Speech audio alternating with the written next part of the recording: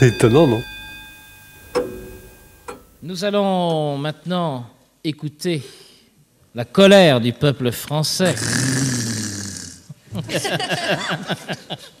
par la voix du procureur général de la République des Proches françaises.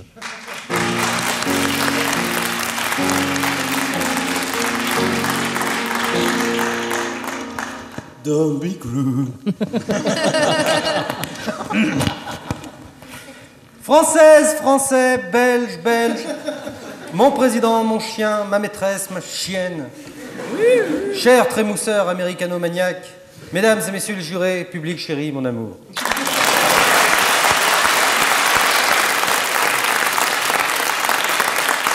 L'Amérique est l'ennemi de la France. Dick Rivers est l'ami de l'Amérique. Or, les amis de mes ennemis sont mes ennemis. Donc, Dick Rivers est l'ennemi de la France. Donc, je pense que ce serait une assez bonne idée de lui couper la tête.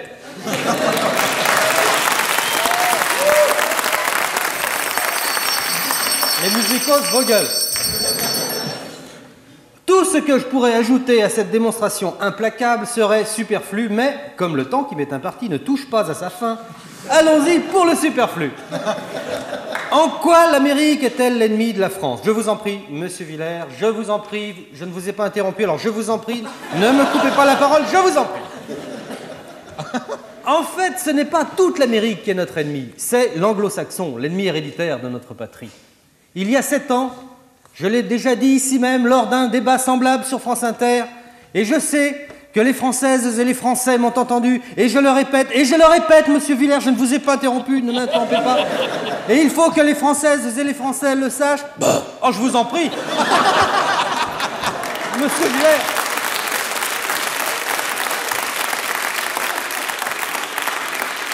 Ce n'est pas avec des propos aussi bas que vous arriverez à me faire perdre mon sang-froid. L'anglo-saxon est l'ennemi héréditaire de la France, et ce ne sont pas mes camarades de l'ex-division Das Reich qui vous diront le contraire. Je ne suis pas rancunier, vous le savez, mon président. Vous me devez un dîner à la coupole et 200 balles depuis 6 mois maintenant. Oh le kilo. Oh l'escroc. Vous m'avez piqué une de mes meilleures femmes. Tout ça, j'ai oublié. C'était pas 200 balles, c'est 220 balles. Oublions, je ne suis pas rancunier, mais quand même, ce que les Anglais ont fait à Jeanne d'Arc, je ne suis pas prêt de l'oublier. Je rappelle brièvement aux incultes qui était Jeanne d'Arc. Je le rappelle à l'intention des musiciens et des chanteurs de rock, et des enfants débiles ou incultes, un culte de cette époque tout entière marquée au sceau du laxisme et de la permissivité. Pauvres petits enfants, pour qui les grandes dates de l'histoire de France sont la première apparition de Plastique Bertrand à Midi Première, le 14 juillet 1977, et la puberté de Mireille Mathieu, 1956-1981.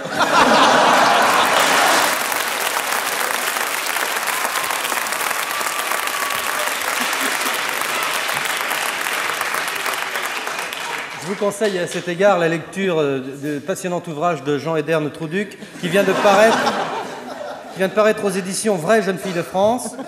Le titre « Mireille Mathieu a-t-elle vu le loup ?» qui pose sans détour la vraie question que tout le monde se pose. En tout cas, c'est pas moi, j'aime pas le boudin blanc. Jeanne d'Arc, justement, était plutôt palote. De son vrai nom, Jeanne dit. Jeanne d'Arc... Oh là là. J'ai rien dit. De son vrai nom, Jeanne dit. Jeanne d'Arc naquit à Domrémy en 1412 d'un père gardien de chèvre et d'une mère communiste. Oui, on n'est pas sûr qu'elle était communiste, mais enfin, elle était pauvre et c'est déjà un début. Je voudrais pas dire du mal des pauvres, mais il y en a quand même plus chez les communistes que chez Régine. Et je sais ce que je dis, je sors énormément. Le père de Jeanne dit, le berger dit... Oui, je la vois venir. Accrochez-vous, les mecs. Je la vois venir. Ne tarissez pas d'éloges sur ces chèvres qu'il aimait plus que de raison, d'où l'expression dithyrambique. T'as pas vu, hein? C'était pas celle-là.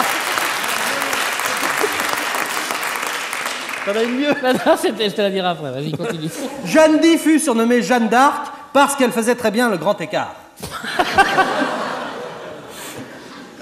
Jeanne eut une enfance à Domrémy facile. Elle jouait dans l'herbe avec sa quenouille en faisant semblant de garder les chèvres.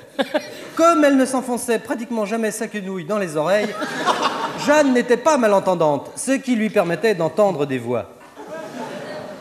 Jeanne! Qui c'est? C'est le plombier! Qui c'est? C'est le plombier! D'autres fois, quand elle avait fumé trop d'herbe, elle entendait d'autres voix. Jeanne, Jeanne, Jeanne, oh et... J'entends des voix, badabadacha. Jeanne, mouilles-tu? Parfaitement que je dois été vendu au bonhomère. Je te reçois 5 sur 5. Jeanne, Jeanne, je suis l'archange Saint-Jean Éderne. Jeanne, le Seigneur t'ordonne d'aller bouter l'anglois hors du royaume. Eh bien, bonne celle-là, je connais même pas votre langlois. Je vois pas pourquoi j'y allais le brouter. Mais non, c'est du vieux François. Mais quel vieux François? Quand je parle du vieux François, je parle de la vieille langue. C'est ainsi que Jeanne, la bonne Lorraine, bouta les Anglois de l'Orléanais et fit sacrer le dauphin Charles à Reims en 1429. Elle avait 17 ans. Pourquoi l'appelait-on la pucelle d'Orléans? Tout simplement parce qu'elle s'est fait dépuceler aux Aubrais.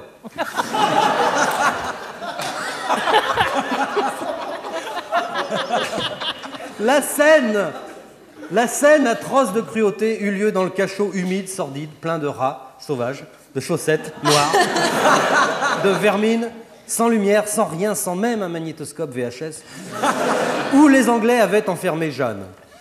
Robert Bresson a fort intelligemment reconstitué ce cachot dans son film Le procès de Jeanne d'Arc, qu'on peut aller voir encore dans les ciné-clubs pour le prix d'un tube de barbiturique. C'est avantageux. Le quart du film fait autant d'effets qu'un tube entier de barbiturique. Le procès de Jeanne d'Arc, un film de Robert Bresson, pas d'utilisation prolongée sans avis médical. Un matin, Jeanne était en prière dans son cachot, sans moquette, sans rien, quand la porte s'ouvrit dans un grincement sinistre. C'était l'évêque Conchon, Georges Conchon, évêque de Beauvais, vendu aux Anglais. Il était fourbe, côteleux, chafouin, puant, rédhibitoire, si laid et si maquillé qu'on aurait dit le doyen de laisser les vivres au dossier de l'écran. Il s'approcha de Jeanne en soufflant comme un phoque, son collier d'or tressautant sur sa bedaine, frottant ses grosses pognes baguées l'une contre l'autre. Son œil glauque luisait de lubricité malsaine, bien qu'il fût catholique pratiquant, puisqu'il était évêque. Toi, Jeanne, moi, Tarzan.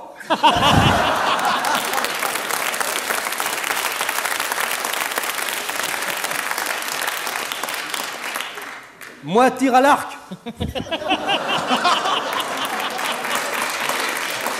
Moi, zigounette dans Pilou Pilou. Plutôt mourir. Je n'appartiens qu'à Mambraque, le magicien. La zigounette télescopique. Dehors, vieux cochon. Et c'est ainsi que Jeanne périt par le feu, car elle était sainte, certes, mais pas ignifugée. Elle rendit l'âme à Dieu le 30 mai 1431 midi, en lançant vers le ciel, malgré les flammes qui l'entouraient, ce merveilleux cri d'amour. Froid, moi, jamais, grâce à thermolactyle d'Amar, pour nous, les saintes.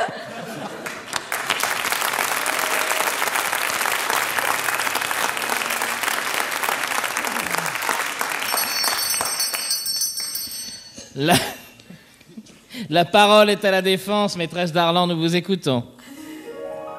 Ah, merci, un petit peu de poésie, mon cher Prési, mon vieux procu. Gentil jury, mon beau rocker, mon dicou, mon bien-aimé doux troubadour. Et à vous tous, un grand baiser.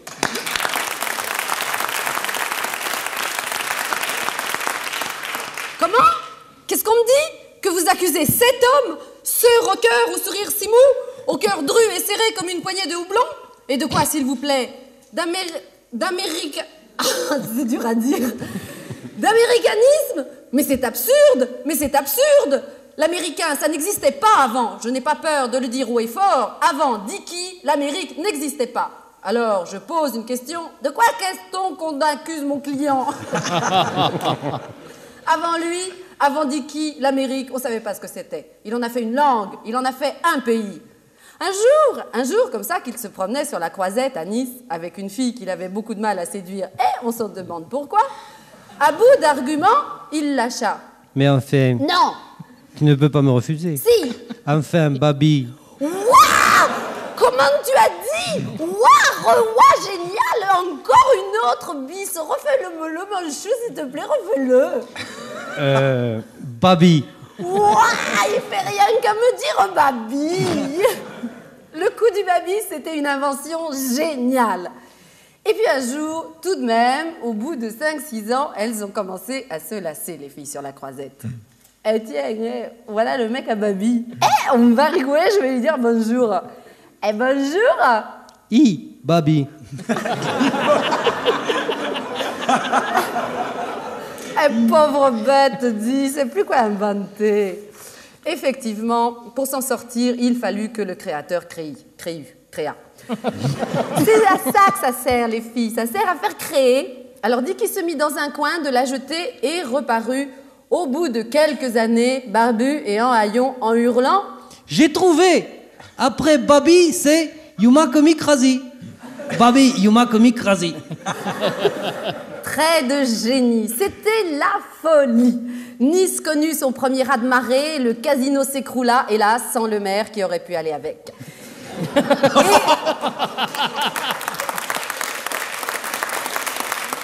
Et de nouveau, Dicky put séduire. Oh, la gonzesse. Oh, fiche-moi la paix, dis. Moi, je vais me voir au Johnny. Eh, bêcheuse, Johnny, il a pas la mob comme moi je l'ai belle. Johnny, il a peut-être pas la mob, mais il a le scotter. Ah, il a le scotter, Johnny. Il a peut-être le scotter, Johnny, mais c'est pas lui qui te dira Babi Yuma Komi Krasi. Oh, Dicky, pardon. Je le ferai tout ce que tu voudras. Prends-moi sur ta mob. Ah, je sais pas, Poussinette. Il faut dire please. Oh, je sais pas ce que ça veut dire, mais je te le dis bien volontiers. Please, Dicky. Eh, quoi, je suis trop bon. Allez, monte, va. Dis, tu me le rediras. Eh, Poussinette, lâche-moi 2 minutes, tu veux bien? Oh, Dicky, je fais rien qu'à t'aimer. Et voilà, c'est par les femmes que Rivers s'est fait un nom sur la côte. Parce qu'il leur disait des mots bizarres que personne ne comprenait, parce qu'il portait des boots pointus comme un opinel et un régime de bananes sur la tête.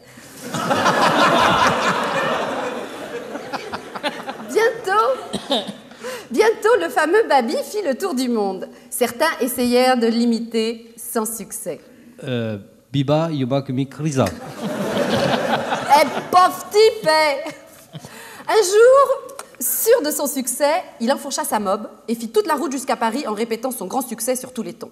Arrivé dans la capitale, il tira ses bottes et sa banane d'un noir d'ébène. Il défit sa chaîne, la chaîne de son Solex, et la démarche chaloupée et complètement vulgaire, le garçon, il avisa la première super pépé vachement bien balancée et il dit Babi. ouais, le mec, il en est encore là, et ouais. Non, mais Babi. Ouais, vise l'accent et c'est trop, et arrête tais-toi et arrête le mec.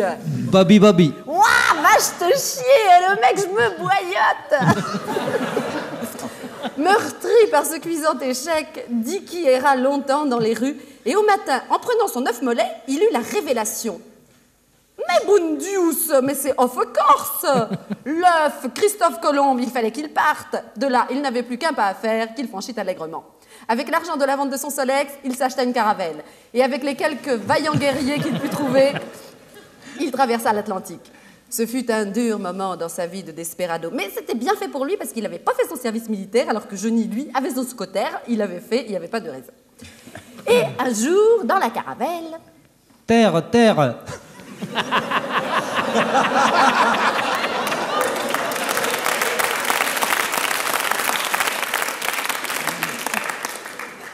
Dicky avait rejoint les Amériques. Il hurla de joie. Oh, chouette. Les aborigènes l'attendaient en foule sur le quai de New York et Dicky, dans son émotion, pleura un tendre. Babi. La foule, en délire, reconnaissant un des siens, hurla. You make me crazy! You make me crazy! You make me crazy! Oui, Dicky était bien chez lui. Il resta quelque temps et décida de s'installer définitivement. Il ouvrit une laiterie, changea son nom contre celui de Presley, eut la chance de rencontrer Antoine Parmentier qui errait un filet de pommes de terre à la main et finit ses jours tranquilles entouré de sa fille Macha qu'il avait eue avec la femme indienne de Parmentier qui s'appelait Potato.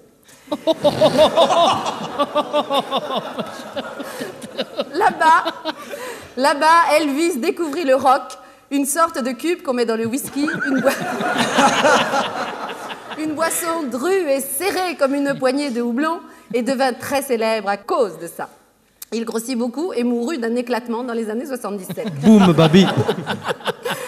Laissons-nous donc apitoyer par ce pauvre ER, mon doute au batour, mon bien-aimé Mandicou, qui prétend être Dick Rivers. Et libérons-le, car je l'aurais assez bien défendu. Au fait, l'ai-je bien défendu?